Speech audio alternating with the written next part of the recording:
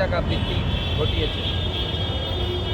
আপনারা জানেন কিছুদিন পূর্বে কেন্দ্রীয় সরকারের নির্দেশে 900টি জীবনদায়ী ওষুধের দাম বৃদ্ধি করেছে এবং রান্নার গ্যাসের দাম 1 টাকা বৃদ্ধি করেছে। আবার বাণিজ্যিক গ্যাসের মূল্য প্রায় 1000 টাকা বৃদ্ধি করে তার দাম 3000 টাকা ঘটিয়েছে।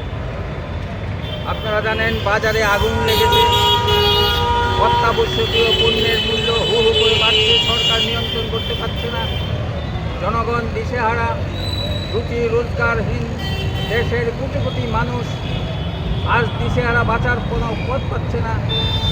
এই অবস্থায় সরকার আবারও পেট্রোল ডিজেলের দাম বাড়ালো, আবার জিনিসপত্রের দাম বাড়বে। আপনারা এও জানেন যে ভারত সরকারের নির্দেশে এই দেশের তেল কোম্পানিগুলি রাশিয়া থেকে অনেক কম দামে কাঁচা তেল আমদানি করার ফলে তারা হাজার হাজার কোটি টাকা লাভ করেছে। তখন আমাদের দেশের সরকার এই পেট্রোল ডিজেলের দাম 1 পয়সাও কমায়নি।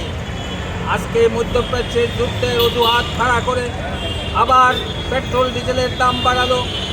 এই যে একটার পর একটা জনস্বার্থ বিরোধী নীতি নিয়ে জনগণের উপর চাপিয়ে দিচ্ছে, জনগণকে বাঁচার পথ করবে সরকার, তার পরিবর্তে জনগণের বিরুদ্ধে যুদ্ধ ঘোষণা করছে।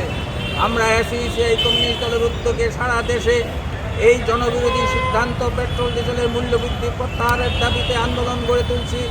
আজকে তারই অঙ্গ হিসেবে বটতলায় আমরা বিক্ষোভ সমাবেশ করছি। আমাদের দাবি কেন্দ্র এবং রাজ্য সরকারের ট্যাক্স, জিএসটি এবং সেস পেট্রোল ডিজেলের উপর থেকে কমাতে হবে এবং পেট্রোল ডিজেলের বর্ধিত মূল্য প্রত্যাহার করতে হবে এবং জনগণের নিকট আবেদন রাখছি এই দাবিতে জনগণ দলে দলে আন্দোলনে যোগদান করে সরকারকে বাধ্য করতে এই দাবিগুলি মেনে নেওয়ার জন্য।